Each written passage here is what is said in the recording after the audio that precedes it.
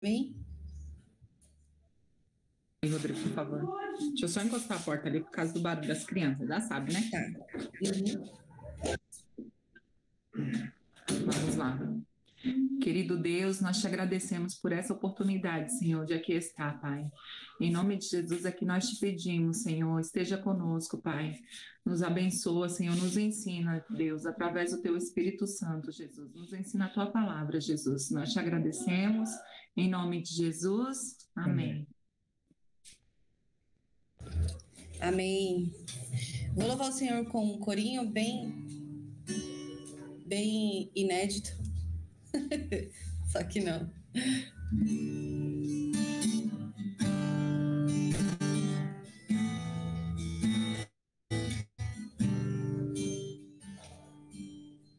Renova-me,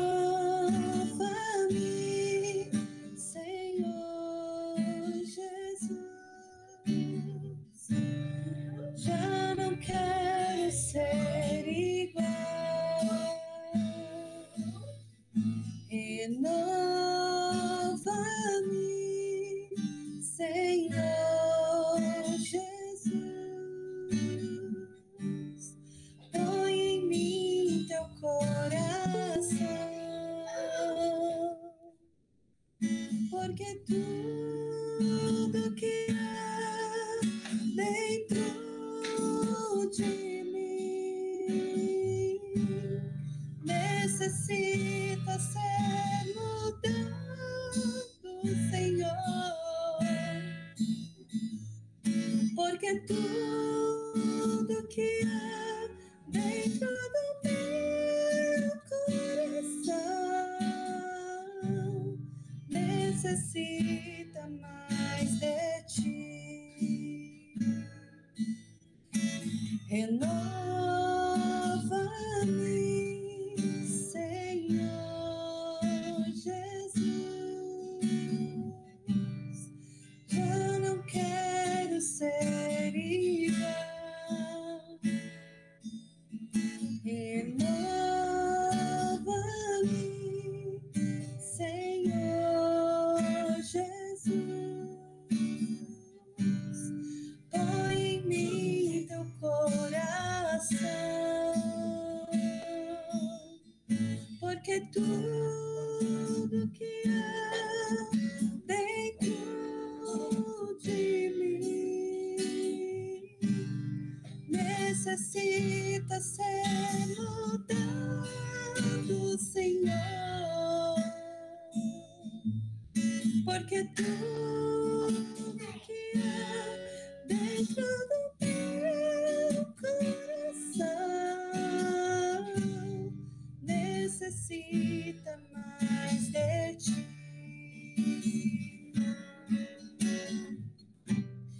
Necessita mais de ti. Necessita mais de ti. Amém. A palavra está com o presbítero Wagner, amém? Opa, pessoal, graça e paz para todos, bom dia. Nós estamos aqui nesse último e quarto domingo em que nós estamos estudando a carta de Paulo aos Colossenses. Nós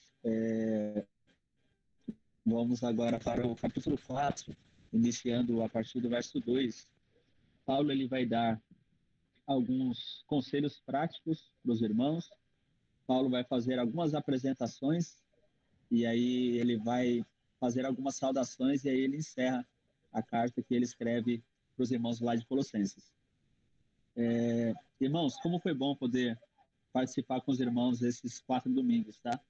Eu quero dizer para os irmãos que eu aprendi bastante estudando a carta de Paulo aos Colossenses e pude passar esse tempo de qualidade junto com os irmãos, podendo, através das escrituras, a gente conversar, a gente poder dar risada, se divertir, e com tudo isso aprendendo a respeito da palavra de Deus. Nós, olha só o que diz o versículo 2: perseverar em oração, velando nela com ações de graças. Aí Paulo dando início às suas aos seus conselhos práticos aos irmãos, indicando que eles precisam perseverar em oração, precisam vigiar e precisam agradecer. É importante que, quando nós estivermos orando, a gente esteja vigiando e esteja agradecendo. Jesus, ele disse lá nos evangelhos: olhai, orai e vigiai para que não entreis em tentação. Então, Paulo, ele dá essa mesma recomendação, a recomendação de nós vigiarmos, orarmos e ter sempre uma atitude agradecida com relação à graça e à bondade de Deus para conosco. Eu quero testemunhar uma dificuldade que eu tinha quando eu era novo convertido. Nós íamos para os cultos de oração e nós temos 30 minutos de oração sempre. E eu me recordo que eu orava 5, 7 minutos e aí eu já não tinha mais o que falar. E eu me sentava e ficava lendo a Bíblia porque eu já não tinha mais o que dizer nas minhas orações para Deus. Eu lembro que eu li um livro a respeito de oração e nesse livro o autor ele dava algumas dicas práticas para a gente separar alguns minutos para pedidos específicos e para agradecimento. Então, eu dividia a minha oração desse jeito. Eu dobrava o joelho, eu separava 5 minutos para reconhecer os meus pecados, as minhas falhas, as minhas deficiências. Depois eu separava mais 5 minutos para poder agradecer, tanto pela vida, quanto pela saúde, pelos familiares, pelo emprego, pelo alimento. Depois eu separava mais 5 minutos para glorificar e engrandecer a Deus e os seus atributos. Elogiar a Deus de todas as formas possíveis. Dizer que Ele é lindo, que Ele é maravilhoso, que Ele é esplêndido, que Ele é glorioso, que Ele é majestoso. E nas nossas orações, irmãos, o que a gente puder elogiar a Deus, glorificar o nome de Deus, é o momento certo de fazer isso. E aí eu separava mais alguns minutos para fazer alguns pedidos com relação a coisas que eu estava precisando. Separava alguns minutos para interceder pelos pedidos de oração que eram apresentados lá quando nós íamos dobrar nossos joelhos, os irmãos faziam os pedidos de oração, e eu separava mais alguns minutos. E aí depois eu fazia uma intercessão geral pela igreja, pelos obreiros, pelo pastor, pelos presbíteros.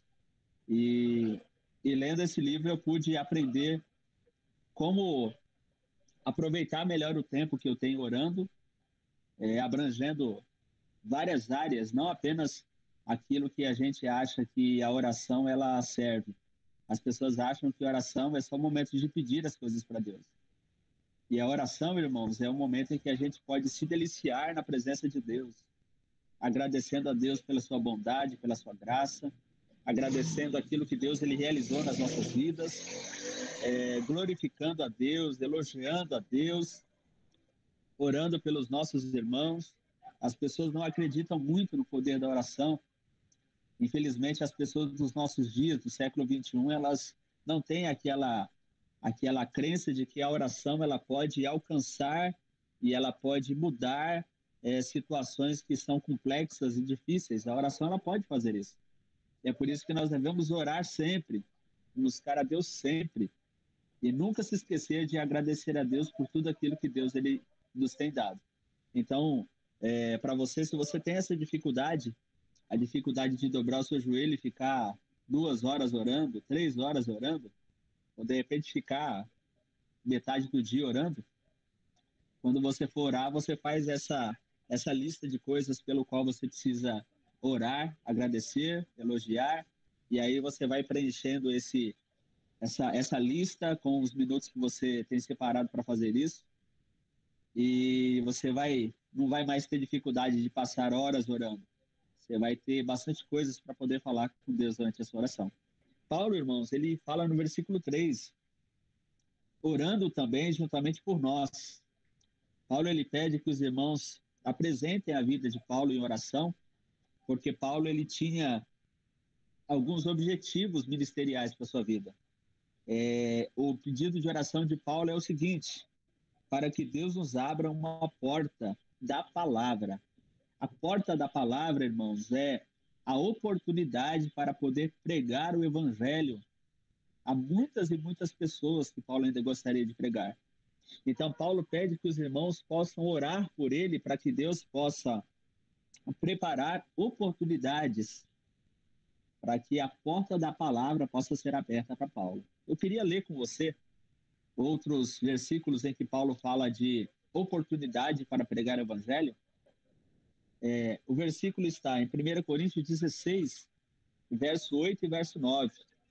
Eu vou ler aqui, os irmãos acompanham, tá? Se os irmãos quiserem anotar na Bíblia dos irmãos, ou anotar numa folha, ou até mesmo, se os irmãos quiserem correr lá, pega a Bíblia, corre lá e pega a Bíblia, ou então abre o aplicativo da Bíblia que você tem no seu celular, e aí a gente vai fazer a leitura junto, tá? Olha só, 1 Coríntios 16, verso 8. 16, 8 e 9, Nath. Olha só, diz assim: ficarei, porém, em Éfeso até o Pentecostes, porque uma porta grande e eficaz se me abriu, e há muitos adversários. Paulo está falando que ele tinha planos de ficar em Éfeso, porque Deus havia preparado uma grande porta, uma oportunidade grandiosa para Paulo, para que ele pudesse pregar o evangelho em Éfeso. E aí a gente tem a informação que Paulo ele ficou por cerca de 3 anos dando aula em uma escola para muitos judeus. Então, irmãos, Deus ele abre portas para as nossas vidas, e essas portas elas têm o objetivo de que nós temos a oportunidade de poder explicar o que é a palavra de Deus para as pessoas. Às vezes nós chegamos em um determinado lugar, irmãos, e nós não entendemos, mas Deus ele tem abrido portas para nós, portas para que a gente possa testemunhar a respeito de Cristo. Olha só o versículo, está em 2 Coríntios 2, verso 12. É só os irmãos pularem aí pelo menos 3 páginas da Bíblia dos irmãos. Olha só, 2 Coríntios capítulo 2, verso 12. Ora, quando cheguei a Troade para pregar o evangelho de Cristo, e abrindo-se-me uma porta no Senhor, não tive descanso no meu espírito, porque não achei ali meu irmão Tito, mas, despedindo-me deles, parti para a Macedônia. Paulo entende, irmãos, que quando ele chegou em Troade, Deus ele abriu uma porta para que Paulo pudesse pregar a palavra de Deus naquele lugar. Só que Paulo, irmãos, ele estava extremamente entristecido e abatido no seu espírito. E o fato dele chegar naquela cidade e ele encontrar a oportunidade de poder pregar o evangelho, mas não ter a ajuda de ninguém, fez com que Paulo ele não conseguisse pregar naquele lugar. Porque Paulo chegou ali e não encontrou Tito. Tito era um jovem convertido pelo ministério de Paulo. Tito era um ajudante ministerial de Paulo. E quando Paulo chega, não encontra Tito, Paulo, então, ele não tem aquele ânimo espiritual para poder pregar. Paulo, então, ele deixa aquela cidade e vai para outro lugar. Mas é interessante o que diz a partir do verso 14. Olha só que coisa maravilhosa, irmãos. 2 Coríntios, capítulo 2, verso 14. E graças a Deus, que sempre nos faz triunfar em Cristo. Glória a Deus. E por meio de nós se manifesta em todo lugar o cheiro do seu conhecimento. Aleluia. Glória a Deus. Porque para Deus somos o bom cheiro de Cristo, nos que se salvam e nos que se perdem. Para este, certamente, cheiro de morte para a morte. Para aqueles, cheiro de vida para a vida. E para essas coisas, quem é idôneo? Paulo ele pergunta, quem está capacitado para ser o cheiro de Cristo aonde quer que ele passe? Meu Deus. Ai, Senhor, me ajuda, Jesus. Me ajuda a ser o cheiro de Cristo aonde quer que eu chegue. O cheiro do conhecimento de Deus possa fluir das nossas vidas, possa fluir dos nossos lábios, irmãos. Aonde quer que nós cheguemos, coloquemos a planta do nosso pé, que esse aroma celestial, espiritual, possa inundar aquele lugar e as pessoas possam sentir o cheiro de Deus em nós. E que esse cheiro possa fazer com que a morte seja transformada em vida. Glória a Deus. Paz, irmã Eide. Irmã Eide, você é o cheiro de Cristo. Glória a Deus. Irmã Débora, você é o cheiro de Cristo.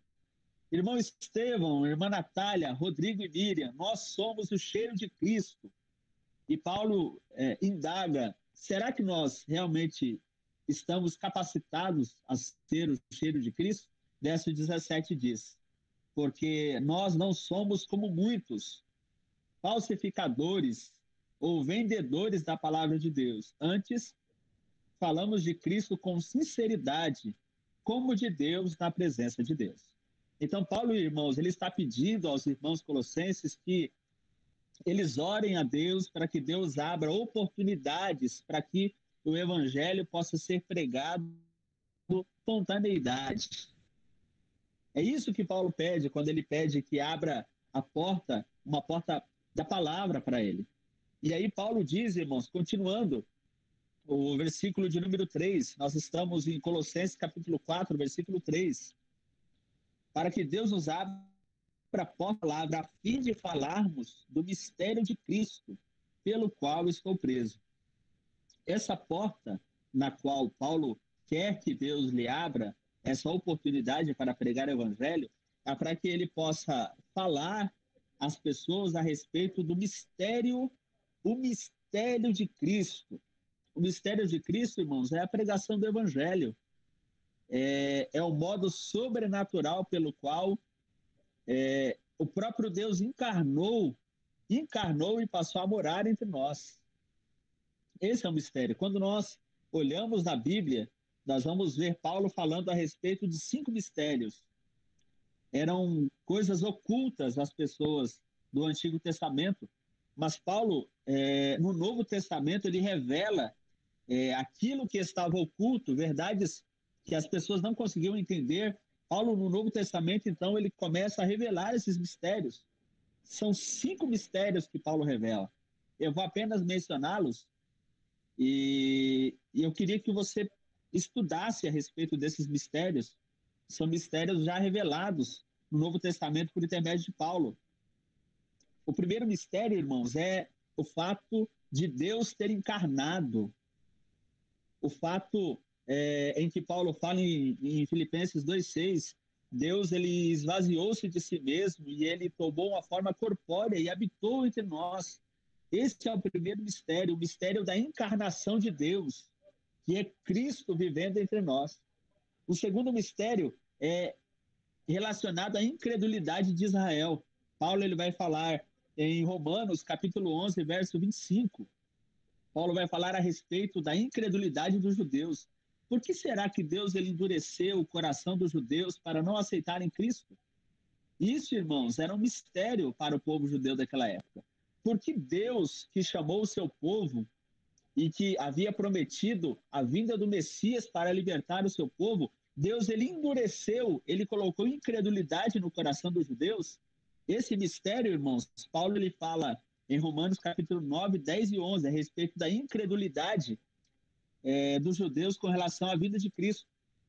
Terceiro mistério, iniquidade, está em 2 Tessalonicenses 2, verso 7. Paulo diz, irmãos, que existe um espírito de pecado que habita na face da terra. O apóstolo João ele vai falar, lá na sua primeira carta em 1 João, que o espírito do anticristo ele já está na terra, ele já está entre nós. E aí Paulo ele vai falar desse mistério, o mistério da vinda do anticristo, depois que a igreja ela for arrebatada aos céus. Quarto mistério, a unidade de judeus e gentios em um, tornados na igreja. Paulo ele revela, irmãos, essa coisa maravilhosa. Deus ele uniu tanto judeus e gentios formando um na igreja. Paulo usa uma metáfora dizendo que nós somos o corpo de Cristo, tanto judeus, gregos, escravos, livres. Nós somos unidos, nos tornando a igreja, um único corpo com a cabeça que é Cristo. E o quarto mistério, Paulo mostra em 1 de Coríntios 15, verso 51. Vamos ler, uma vez que nós já lemos um versículo em 1 e também em 2 Coríntios? 1 Coríntios 15, 51 é o mistério do arrebatamento da igreja. Olha só, irmãos, 1 Coríntios 15, 51. Eu vou ler aqui para os irmãos, eu já estou com a minha Bíblia aberta. E eis aqui vos digo o mistério. Na verdade, nem todos dormiremos, mas todos seremos transformados. Paulo, irmãos, é aquele que revela como será o arrebatamento da igreja, o que será daqueles que já morreram em Cristo, o que vai ser de nós que estivermos vivos quando Cristo vier e quando os anjos tocarem as trombetas do céu. Isso, irmãos, era um mistério oculto. Nós não tínhamos essas informações. Cristo não havia falado de forma clara a respeito das últimas coisas. Mas Paulo, então, com uma revelação divina dada por Deus, ele revela como será o arrebatamento da igreja. Então, irmãos, nós temos muito que estudar na Bíblia, mas temos muito mesmo. Se a gente fosse esperto, a gente passaria menos tempo nas redes sociais ou até mesmo assistindo séries. E a gente separaria um pouquinho do nosso tempo para estudar um pouquinho as Escrituras. Existe tanta coisa boa para nós estudarmos, irmãos. As pessoas só vão sentir o cheiro do conhecimento de Deus em nós se nós estudarmos as Escrituras. Se nós não estudarmos, qual vai ser o cheiro de conhecimento que vai fluir de nós? Cheiro nenhum. Não vai fluir cheiro nenhum de nós. Por quê? Porque não existe conhecimento adquirido. Tiago disse, se alguém tem falta de sabedoria, peça a Deus, e Deus ele dará. A sabedoria é dada, irmãos, a partir do momento em que nós nos debruçamos nas Escrituras e passamos a buscar o conhecimento de Deus. Não é toda orelha seca que Deus ele está dando sabedoria, não. Não é todo mané da vazante que pede sabedoria e Deus vai derramar, não. Ele precisa se debruçar nas Escrituras, porque o conhecimento é revelado, a sabedoria é revelada mediante as Escrituras. À medida que nós vamos estudando e conhecendo mais de Deus, irmãos, existe uma sabedoria celestial que vem vindo sobre as nossas vidas, ao passo que a sabedoria terrena ela é adquirida com conhecimento das coisas materiais e terrenas. Você vai na faculdade, você vai ter conhecimento, você vai ter sabedoria terrena. Você vai entender como acontecem as coisas da terra. Agora, as coisas espirituais, nós só vamos entender discernindo pelo Espírito. Jesus, irmãos, ele é encontrado por aquele doutor da lei, um dia à noite, chamado Nicodemos. Irmãos, aquele cara conhecia muito. Aí ele tinha muita sabedoria terrena. Ele tinha um conhecimento do Antigo Testamento que poderia impressionar qualquer um, mas ele não tinha sabedoria espiritual, ele não tinha conhecimento das verdades espirituais. E quando Jesus fala para ele assim, olha, é necessário você nascer de novo, irmãos, a resposta daquele cara me mata de vergonha. Mas como eu sendo velho, eu poderia entrar no ventre da minha mãe e tornar a nascer? Irmãos, o homem que não tem a sabedoria espiritual, ele não consegue discernir as coisas espirituais. É por isso que nós precisamos estudar, conhecer as Escrituras, falar de coisas espirituais. Colossenses 3, verso 1, buscar as coisas do alto. Colossenses 3, verso 2, pensai nas coisas do alto. Nós precisamos ter, irmãos, os nossos pés no chão, mas a nossa mentalidade, a nossa disposição mental, pensando em coisas espirituais, para que a gente possa amadurecer. Chega de ser café com leite na fé. Chega de tomar papinha na fé cristã. Nós precisamos crescer, e esse crescimento vai vir mediante, irmãos, o entendimento dos mistérios de Deus revelado nas Escrituras. Nós precisamos entender.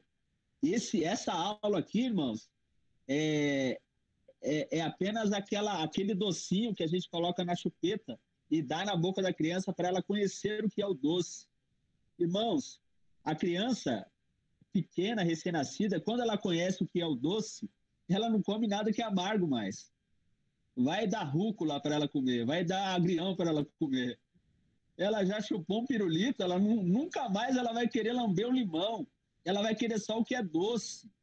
Isso daqui, irmãos, essa aula de Colossenses, Terra, é para a gente sentir desejo de aprender as Escrituras, aprender os mistérios de Deus, aprender, irmãos, que existe um pouco mais de profundidade à frente.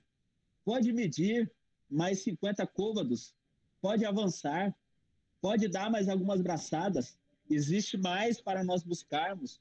Existe, irmãos, mais profundidade no conhecimento de Deus para nós, para que a gente possa exalar o cheiro desse conhecimento. As pessoas que se aproximarem de nós, irmãos, elas precisam querer continuar mais tempo ao nosso lado para absorver este conhecimento de nós, para poder absorver, irmãos, aquilo que nós temos de verdades espirituais.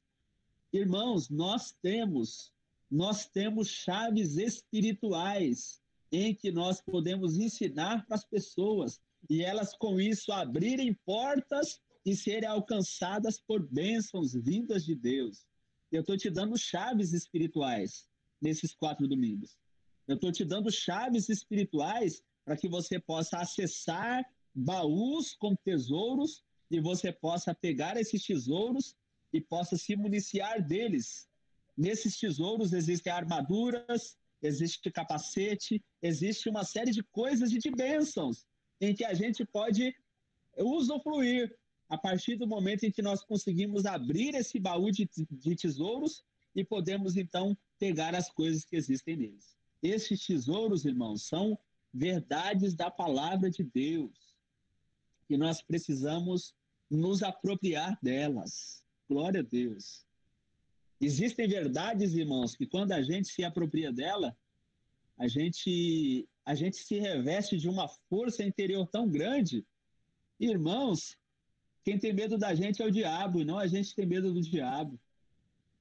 O diabo não oferece perigo nenhum para a gente gente está reinando com Cristo nos lugares celestiais. É o que Paulo diz em Efésios capítulo 2. O diabo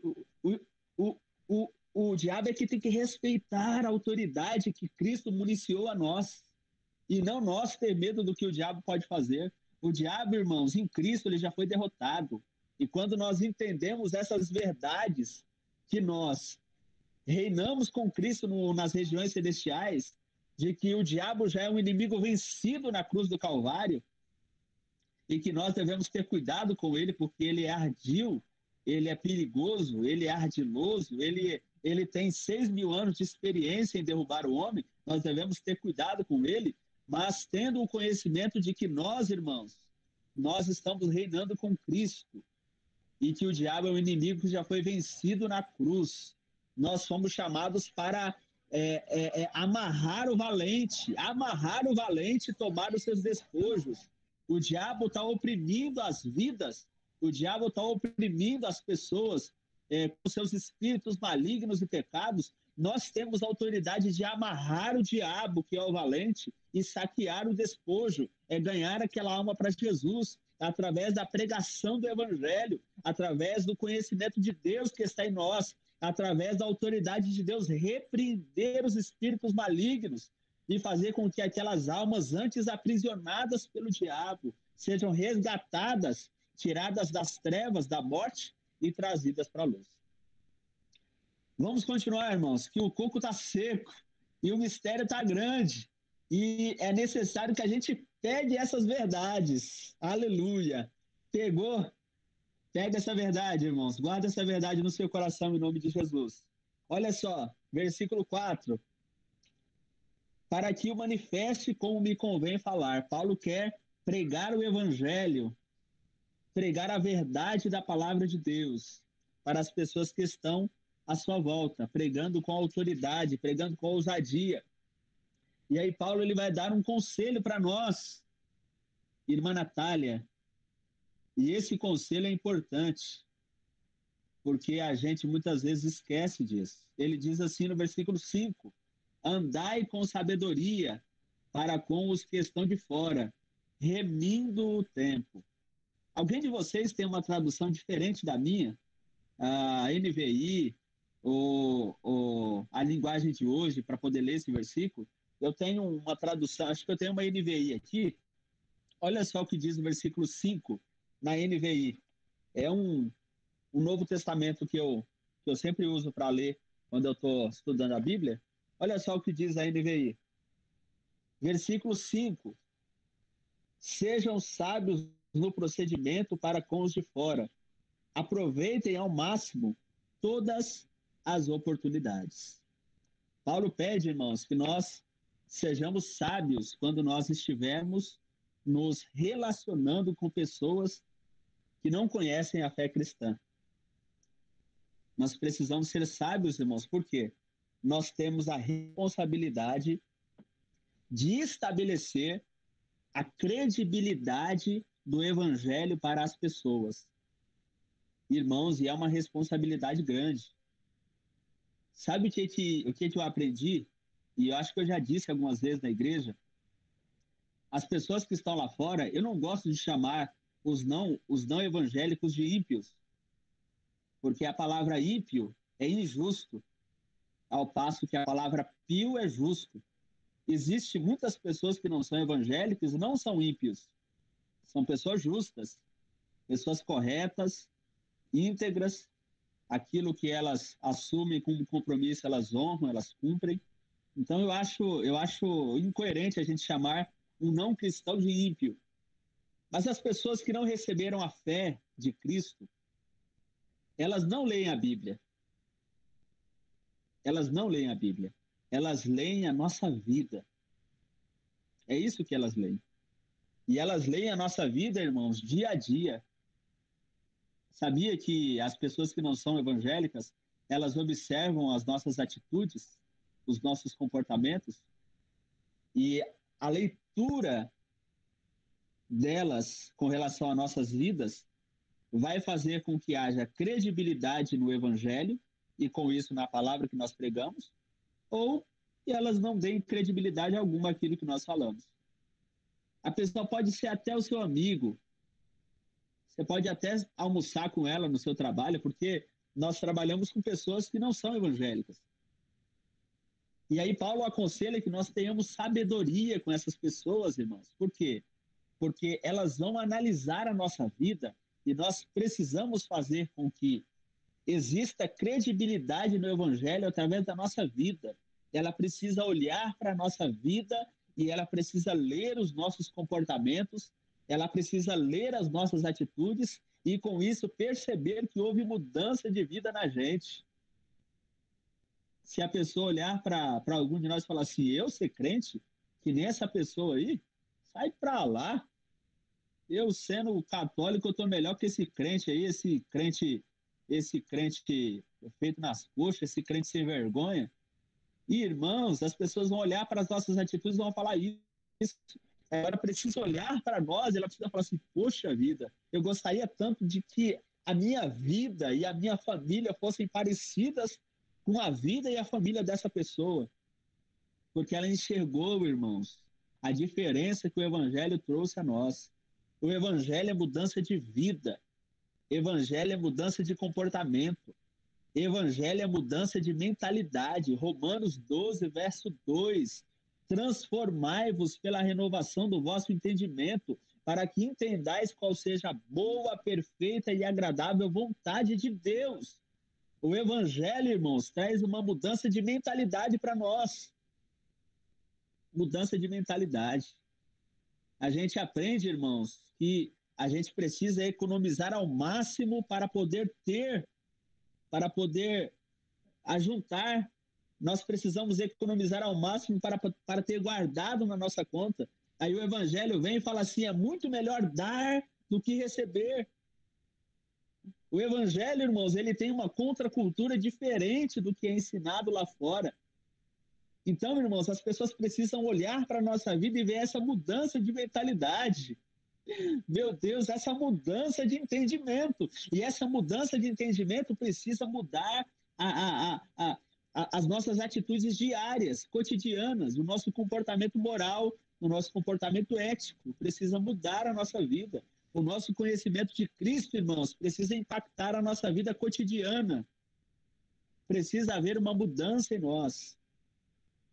E é por isso que Paulo fala que a gente precisa ter sabedoria para com o próximo. Tem uma frase que eu não lembro quem falou, mas a frase diz assim: pregue a palavra, se preciso, use palavras. A gente prega a palavra com a nossa vida, irmãos.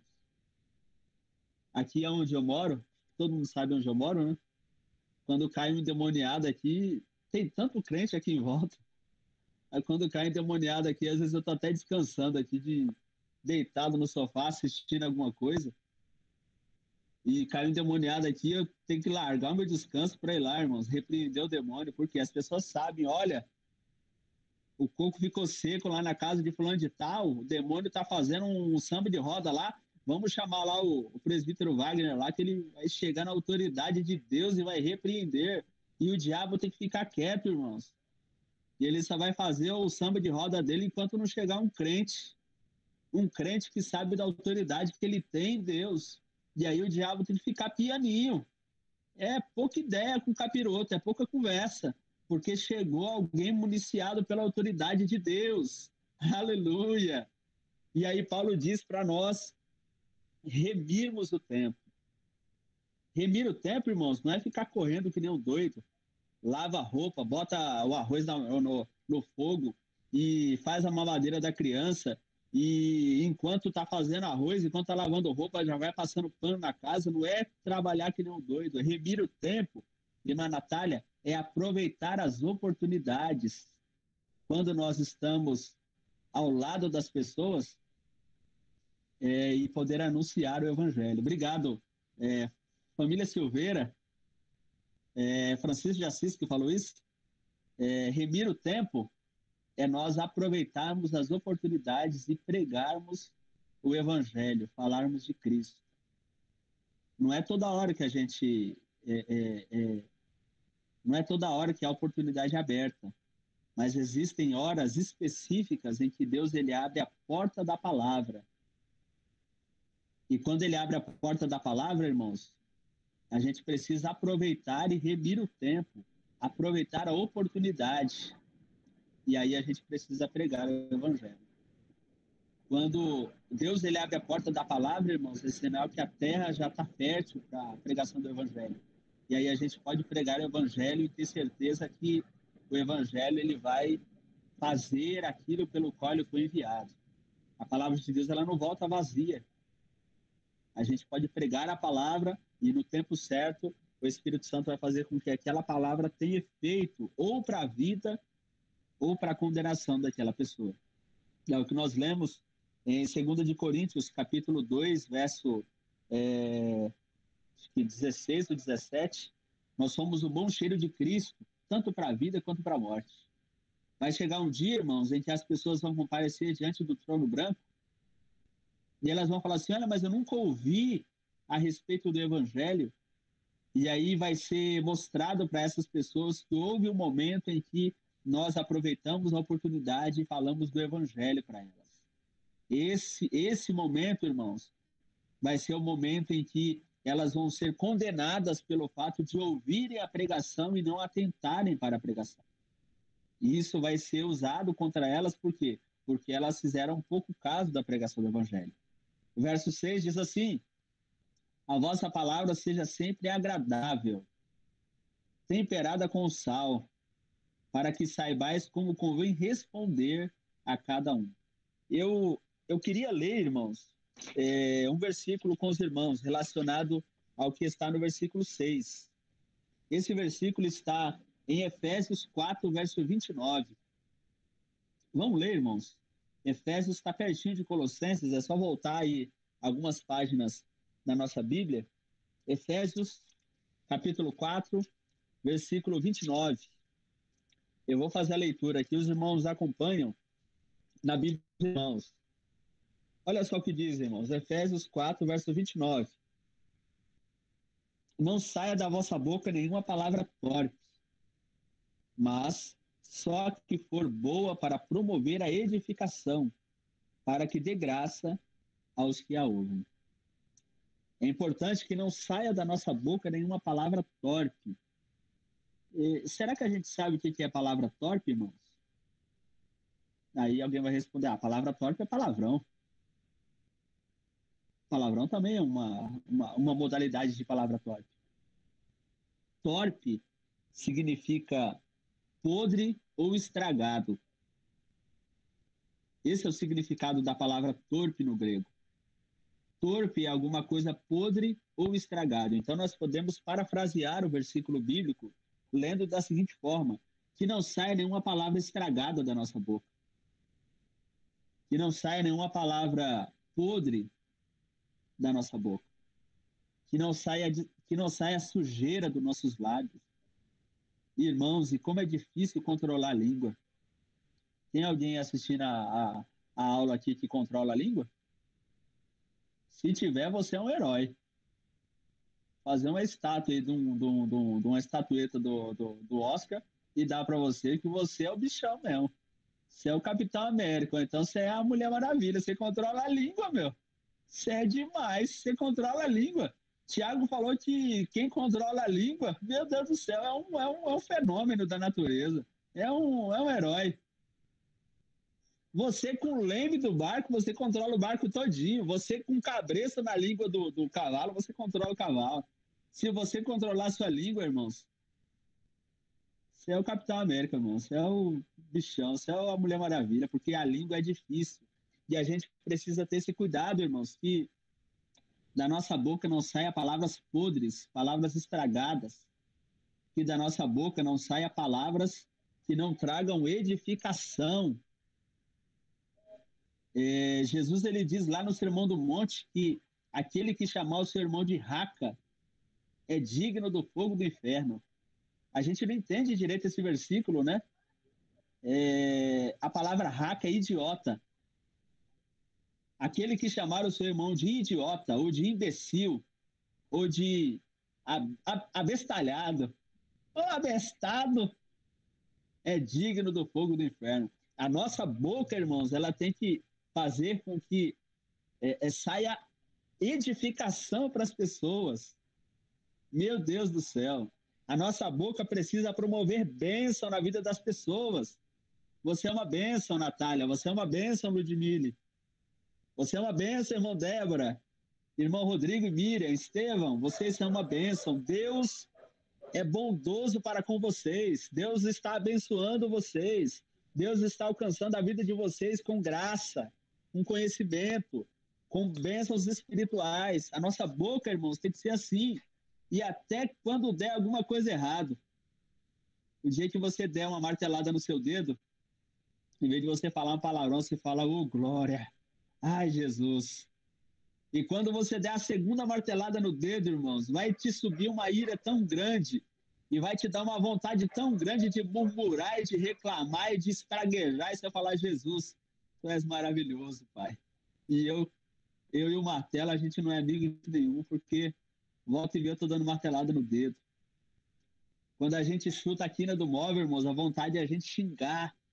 Ou será que é só eu que sinto essa vontade? Pode ser que seja só eu, né? E normalmente é o mindinho, né? É ele mesmo. É o menorzinho, mas é o que mais dói. A Nath quer falar aí, presbítero. Vai, Nath. Eu sempre procuro muito observar, não como eu falo para as pessoas, mas tipo, principalmente quando tem alguma coisa, a gente tá falando sobre alguma coisa da Bíblia e tudo mais, que eu tenho muito medo de falar uma coisa errada, enfim. E, tipo, se eu souber de alguma coisa, tipo, tentar passar conforme a pessoa entenda, de uma forma que seja boa, de uma forma que seja clara.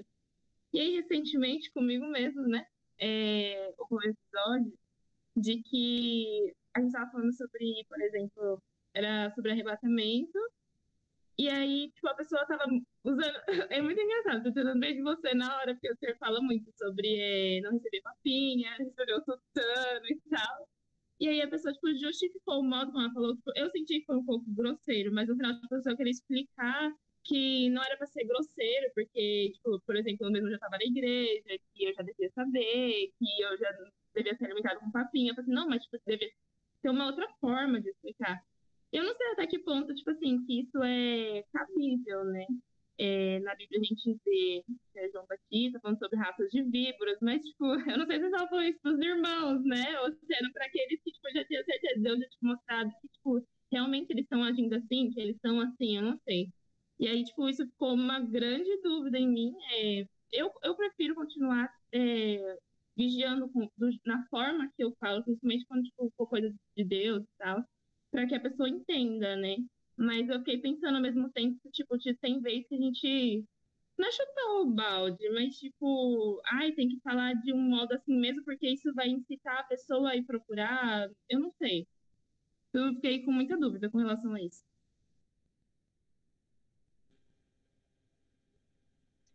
Existem pessoas que ensinam e a metodologia é agressiva, né? Eita, aí é duro, hein? Imagina se. Eu lembro que minha mãe me contava que ela estudava, minha mãe estudou só até a terceira série lá na. A minha mãe, ela nasceu na Bahia e eles eram da roça mesmo. E quando a professora perguntava e a pessoa não respondia, vinha uma palmatória.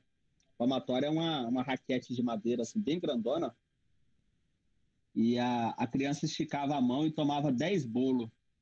10 bolos, irmãos, é 10 sapecadas daquela madeira na mão. Tem gente que ensina assim, irmãos. Tem gente que ensina dando raquetada na pessoa. A gente aprende, mas dói bastante. É melhor a gente ensinar dando risada.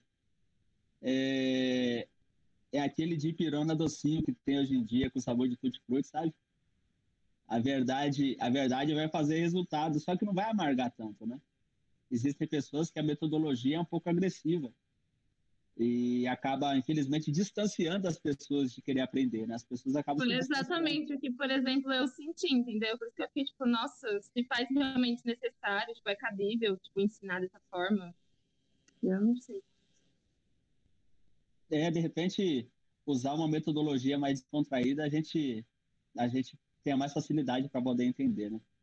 É, é, inte- é interessante, não te cortando, mas já te cortando.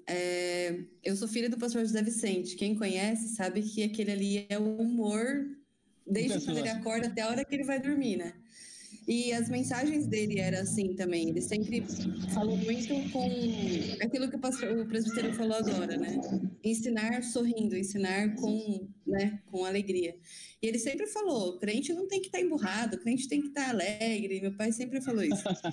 E você acredita que isso incomodava muita gente? Teve muita gente já chegaram falar para ele, pastor, para com isso, para de ser assim, você tem que ser mais sério, mas para quê, né, gente? A Bíblia diz nem por força, nem por violência, mas pelo meu espírito. Então, é com amor. A palavra. Personalidade, eu tenho uma personalidade muito forte, né? Se eu tenho que falar alguma coisa, às vezes parece ríspido, mas eu tento ir um pouco pelo lado do meu pai. Assim, eu sempre aprendi a levar a vida com muita leveza e muito humor, muita alegria, enfim. Eu vivi isso dentro de casa, na igreja, né? Cresci sendo membro dele, então eu sempre aprendi assim. É verdade. E é interessante que essa característica mais humorada acaba fazendo com que a gente absorva melhor o que é pregado, sabia? Eu Eu vou falo usar até como mesmo das exemplo. suas aulas, presbítero. A gente já vem, tipo, nossa, professor Wagner, vai vir com aquele sorriso, vai vir falando com amor, com vontade, sabe? Você percebe, assim, na pessoa, não é nem, tipo, só do jeito que você transmite, mas, tipo, essas coisas, tipo, mudam. Então, eu queria usar como exemplo aquele pastor Cláudio Duarte. É muito bom escutar o pastor Cláudio Duarte. Ele tem uma sacada engraçada para falar de coisas extremamente delicadas. Porque falar de casamento, irmãos, falar de casamento, se você não for engraçado, e ele tem uma sacada de gênio quando ele fala de casais. Aquela caixa do nada que ele usa para os homens, meu, aquilo ali é demais, meu, é demais. Entendeu? Aquela sapiência dele de entender que a mulher é muito organizada nas coisas que ela faz e o homem quer ficar ali sem fazer nada, sem. e aí do nada na cabeça da mulher encosta um fio no outro, e aí a mulher lembra de um negócio que aconteceu há anos atrás e ela começa a brigar. Meu, ele consegue alcançar muitas pessoas. E olha, é interessante que pessoas que não são da igreja, as pessoas têm prazer de assistir a pregação dele, falando de casais. E ele, com isso, ele está pregando o evangelho. Ele está pregando o evangelho. Ele está trazendo a visibilidade para ele, falando de coisas extremamente delicadas, que é o relacionamento entre homem e mulher, até mesmo outros assuntos que ele aborda nas palestras dele, mas o humor que ele transmite é muito bom. E eu acho que a gente levar a vida nessa pegada mais descontraída é muito bom. Eu mesmo não gosto de ficar nervoso, e quando eu fico nervoso, eu taco pedra na lua. Eu gosto de ficar feliz. Ficar feliz é bom demais, irmãos. Ó, nós vamos terminar agora a nossa aula. Nós, do verso 1 ao verso 6, nós falamos agora dos conselhos práticos de Paulo para os Colossenses. Aí, irmãos, do versículo 7 até o versículo 11, Paulo vai fazer algumas apresentações. Em 5 minutos eu termino, tá? Olha só. Tíquico, irmão amado e fiel ministro e conservo no Senhor, vos fará saber o meu estado. Paulo, irmãos, ele entrega a carta aos Colossenses e a carta de Filemão na mão de Tíquico. Tíquico era o homem que iria sair da prisão em que Paulo estava e iria levar a carta até a igreja que está lá na cidade de Colossos e também levar para a carta que ia ser entregue para Filemão. Tíquico é chamado no versículo 7 de conservo. Conservo, irmãos, palavra bonita, né? Conservo é amigo escravo. Era isso que Paulo se considerava. Paulo se considerava, irmãos, um servo de Cristo, um escravo de Cristo. E quem trabalhava com Paulo era um conservo, era um amigo escravo. Então, o que Paulo faz no ministério, o entendimento de Paulo com relação ao seu chamado, ele era um escravo de Cristo e cabia a ele pregar o evangelho. Versículo 9, ele diz: juntamente com Onésimo, o amado irmão fiel, que é dos vossos, eles vos farão saber tudo o que por aqui se passa. Então, está indo Tíquico e Onésimo de volta para a igreja dos Colossenses. Paulo quer reintegrar Onésimo juntamente à igreja. A carta de Filemão, eu já disse aqui, mas é um pedido de Paulo a Filemão para que Filemão perdoe aquele servo que havia fugido. Ele está voltando agora e ele está indo novamente para a igreja, e Paulo quer que aquele irmão, que Filemão perdoe Onésimo e aceite novamente. Versículo 12: saúda-vos Epáfras, que é dos vossos, servo de Cristo, combatendo sempre por vós em orações, para que vos conserveis firmes, perfeitos, consumados em toda a vontade de Deus. Epáfras, irmãos, era o camarada que evangelizou Colossos, Hierápolis e Laodiceia. Epáfras, irmãos, era um evangelista puro e nato. Epáfras, ele foi o cara que levou o evangelho para aquela região e que, através da vida dele, foi o cheiro de Cristo para aquelas pessoas. Epáfras, irmãos, sabe o que ele fazia por aqueles irmãos? Epáfras, ele combatia em oração para que aqueles irmãos pudessem ter essas 3 qualidades. Eles pudessem ser firmes, pudessem ser perfeitos, a palavra perfeito em outras traduções é maduros, e eles pudessem ser consumados em toda a vontade de Deus. Então, o desejo de Epáfras é o mesmo de Paulo. Paulo quer que os irmãos fiquem firmes na fé, que os irmãos amadureçam no seu crescimento com Cristo e que eles fiquem firmes no entendimento da vontade de Deus. E é isso que a gente precisa, irmãos. A gente precisa ficar firme com Cristo, a gente precisa amadurecer na fé e a gente precisa estar com o nosso entendimento inteiramente esclarecido com relação à vontade de Deus. Irmãos, a gente tem o nosso entendimento esclarecido, não vai ser qualquer doido que vai aparecer aí que vai impressionar a gente, não. Apareceu um cara aí que ele joga o terno e todo mundo cai. Meu Deus do céu. Esses daí eu já vi de monte. A gente é maduro, irmãos. A gente vai saber que o irmão não tinha tomado banho, presbítero, aí estava ruim. Verdade.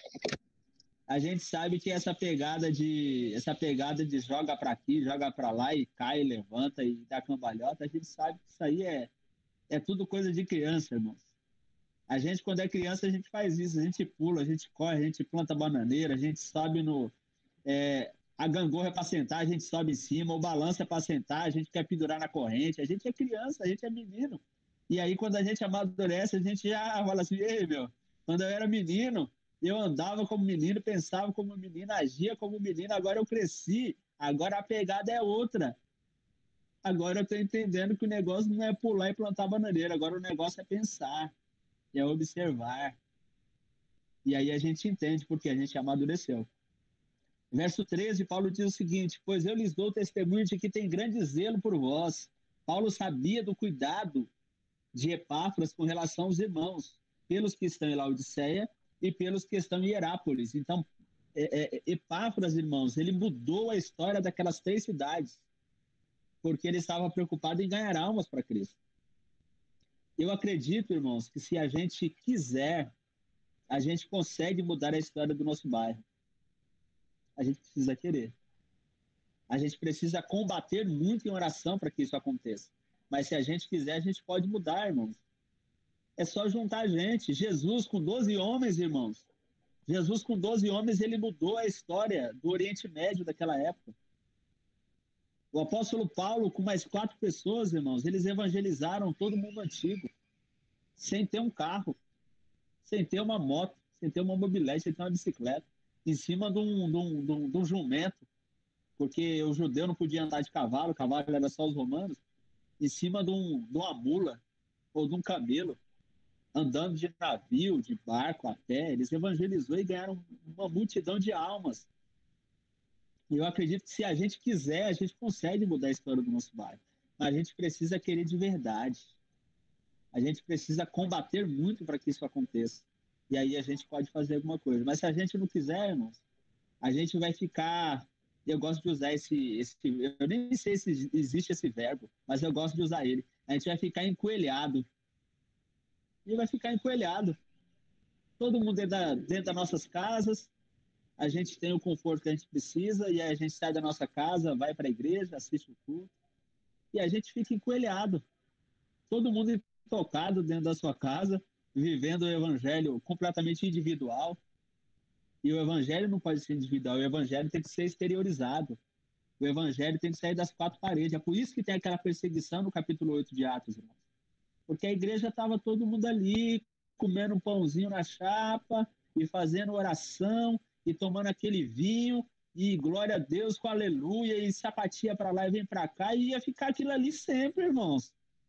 Aí Jesus falou assim, eu vou deixar o coco seco agora. E levantou Saulo de Tarso e falou assim, é chicote para cima.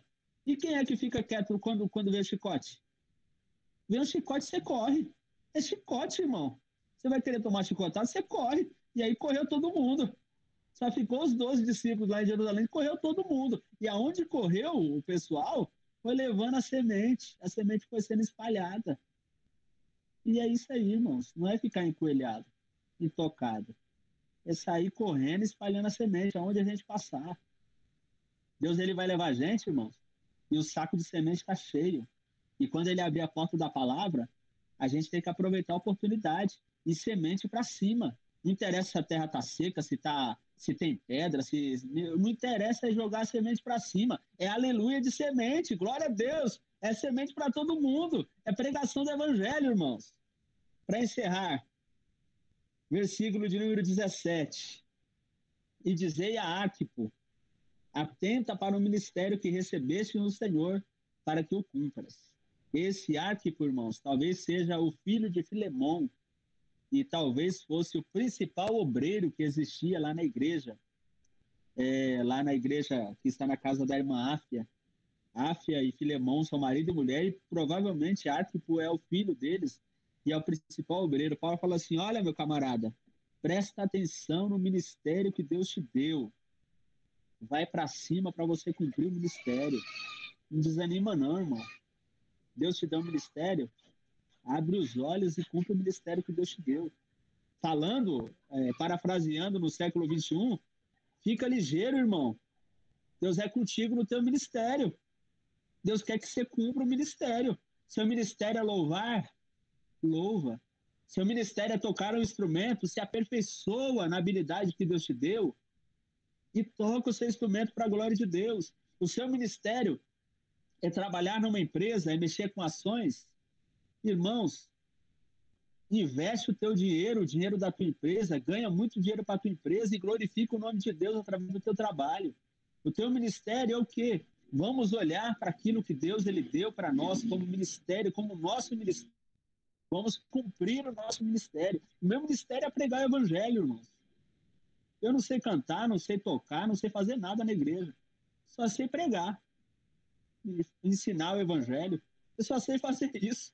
Você fazer outra vez, botar eu para cantar, vai ficar ruim. O culto não vai ter aquela pegada, não vai ter aquela levada espiritual.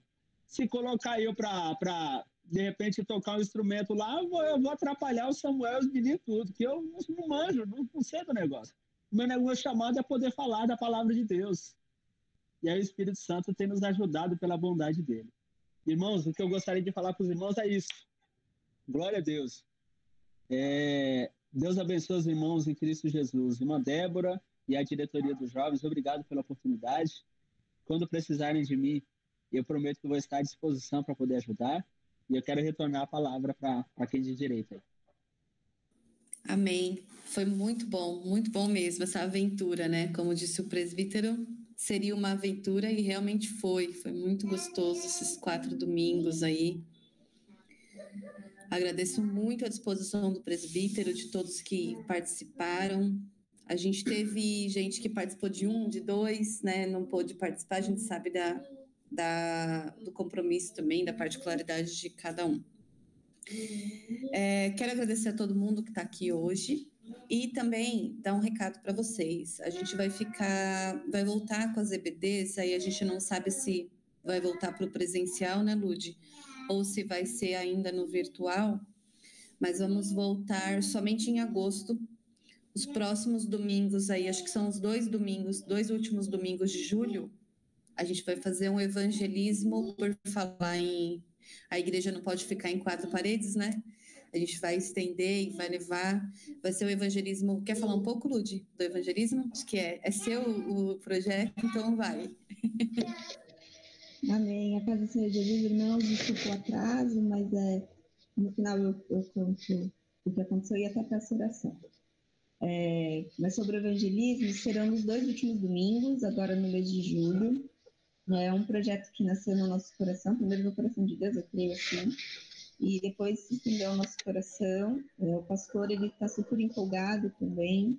Nós fizemos placas para esse evangelismo e também estamos na confecção dos folhetinhos. Os folhetinhos, eles vão ser diferentes dos que a gente costuma usar, porque a gente quer colocar as redes sociais da igreja, né, para poder divulgar, às vezes quem não puder ir no presencial assistir, né, aqueles que têm condições. Mas a gente também reconhece que tem aqueles que não têm condições, não têm internet, não têm celular, infelizmente, a nossa realidade ainda é assim.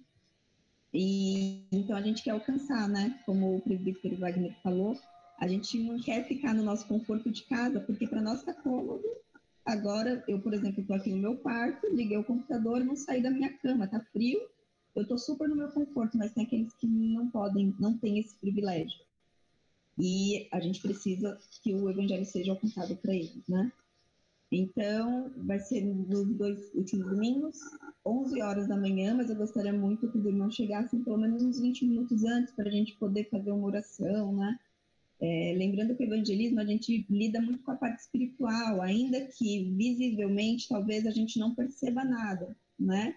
Mas o espiritual, o mundo espiritual, ele está sendo envolvido quando a igreja decide se levantar e ir atrás daqueles que precisam ouvir a palavra de Deus.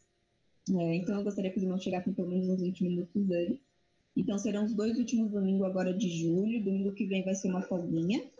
E no outro vai ser o evangelismo. Iremos sair ali da porta da igreja com louvores, uma palavra rápida no meio do caminho. Vamos parar ali no Farol do Miriam e fazer o evangelismo de farol. Existem 3 placas que está escrito uma, Jesus, na segunda, te ama, e na terceira, buzine, para a gente poder fazer um movimento com a galera dos carros, quem sabe está indo para lá, um almoço de família, enfim, para que, dessa forma que a Nath falou, né, de uma forma mais descontraída, a gente consiga, né, de repente, movimentar a galera e tornar a IPRVE divulgada também, a Igreja de Cristo, na verdade, divulgada, para que o mundo possa ver que a igreja não parou. Amém? Então, é isso. Então, louvor, palavra e irmãos de disposição. E quem puder, na verdade, orar em prol disso até que aconteça, fazer sacrifícios de jejum. Eu sei que Deus está conosco, né, por conta de todas as confirmações que tiveram, mas, como eu disse, a gente vai mexer com o mundo espiritual. Então, irmão, o inimigo, ele não está contente. Mas eu creio muito na palavra lá de João 4,4. Maior é o que está conosco, né, do que o que está comum. Nós temos o Espírito Santo de Deus. E assim como o presbítero falou, Jesus só tinha 12 e Paulo tinha lá os 4 e ele pôde fazer. Então, que nós possamos estar nessa força para evangelizar nosso bairro, e do nosso bairro evangelizar a cidade, e da cidade a gente poder alcançar muito mais pessoas. Nós estamos no fim dos tempos e as pessoas precisam entender que verdadeiramente Jesus está voltando. E o canal é a igreja, não tem outro. Amém? Agradeço a oportunidade. É isso aí. Estejam conosco, amém? O que eu ia falar, gente? Esqueci o que eu ia falar. Ah, tá. Hoje tem culto, hoje tem ceia, amém? Então, você já deu seu nome, participa. Você que ainda não deu, dê o seu nome lá, presbítero Wagner, que eu acho que ainda tem vaga, né, presbítero? Quero só deixar aqui, para a gente finalizar, já é meio-dia 13, Colossenses 3. Portanto, se fostes ressuscitados juntamente com Cristo, buscai as coisas lá do alto, onde Cristo vive, assentado à direita de Deus. Pensai nas coisas lá do alto, não nas que são aqui da terra, porque morrestes e a vossa vida está oculta juntamente com Cristo em Deus. Quando Cristo, que é a nossa vida, se manifestar, então vós também sereis manifestados com Ele em glória. Amém? Presbítero Wagner, faça essa oração para nós finalizarmos e, novamente, muito obrigada. Não temos nem palavras para agradecer, foram aulas muito boas mesmo. Presbítero, eu só gostaria de pedir oração. Ontem, né, não sei se vocês viram, mas aconteceu o ato contra o governo atual. E, para quem não sabe, eu trabalho na Universidade Mackenzie. E sempre essas aglomerações acontecem lá perto. E eles apedrejaram, assim, o colégio inteiro. À frente, a biblioteca principal, que é a João Calvino. Eles apedrejaram tudo, fizeram aqueles atos de vandalismo e, bom, enfim, quem está na minha posição política sabe o que eu acho disso. E essa é a galera do amor que ama odiar, né? Então, assim, a gente precisa orar muito, porque tem 1 milhão de universidades que também podem ser tidas como burgueses, né? Porque tem universidade que é até mais cara que o Mackenzie, a galera não sabe disso. Mas o porquê que o Mackenzie ele se torna mais visível? Porque nós somos uma instituição confessional. A gente confessa Cristo, né? Quem já conhece a universidade, quem passa na frente, sabe que em todos os lugares que a gente passa tem uma palavra, tem um versículo, e a gente é confessional mesmo. A gente confessa que o Senhor, Deus é um, Jesus é um, o Espírito Santo é um. Então a galera fica muito brava com isso. Essa é a realidade que, infelizmente, nós estamos vivendo. O prejuízo é gigantesco, assim. Então, por isso até que eu me atrasei, porque eu trabalho no financeiro, e aí a gente estava conversando o que seria a partir de agora, por conta desse ato de ontem, que infelizmente aconteceu. Então, eu gostaria que a gente orasse muito por essas pessoas, para que elas acordassem e verdadeiramente enxergassem o que está acontecendo na frente, né? E não só a realidade aqui, ó. E pelo nosso governo. Infelizmente, o que está acontecendo não vai melhorar. Eu acredito que é assim. A gente precisa passar por isso, mas que o Espírito Santo possa nos confortar e que Deus possa tirar a venda dessas pessoas. Amém? Amém. Amém. Vamos orar então, irmãos. Senhor Deus eterno e querido, Pai, nós queremos te agradecer por esses domingos, Pai, por esse período em que nós passamos juntos como igreja, como irmãos, podendo aprender a Tua palavra, Senhor. O grande desafio para nós, Senhor, é aplicarmos aquilo que nós aprendemos na nossa vida. Nos ajuda, Senhor, uma vez que ressuscitamos com Cristo, a buscarmos as coisas do alto, a pensarmos nas coisas do alto, uma vez que Cristo é a nossa vida, Pai. Nos ajuda, Senhor, nos fortalece, nos capacita a sermos cristãos maduros e abençoados pelo Senhor. Ó Deus, eu quero te apresentar, Senhor. Pai, essas pessoas que vivem, Senhor, ó Deus, com o intuito de apedrejar, de tumultuar, ó Deus, de agredir, que o Senhor possa olhar para o cenário político do nosso Brasil, nesses tempos de polarização total, Pai.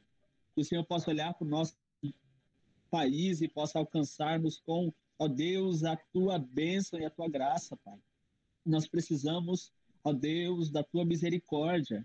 A Tua palavra diz que bendita a nação cujo Deus é o Senhor. Nós precisaríamos ter uma nação que teme a Ti, e nós não temos essa nação ainda, Pai. Que o Senhor possa salvar vidas, que o Senhor possa transformar essas pessoas, ó Deus, que têm feito esses atos de vandalismo, que o Senhor possa alcançá-las com a Tua misericórdia, Pai. E que o Senhor possa guardar o justo, que o Senhor possa guardar aquele que teme ao Senhor, tanto as pessoas quanto as instituições, que sejam protegidos pelo Senhor, ó Pai. Que a Tua graça possa estar sempre sobre as nossas vidas. Eu te peço em nome de Jesus, Senhor. Amém. Amém. Amém. Deus abençoe, meus queridos. E até agosto. EBD, né? Agora, evangelismo. Um beijo para vocês. Bom domingo a todos. Glória a Deus. Paz. Paz. Glória. Deus é bom. Aleluia. Amém. Glória a Deus.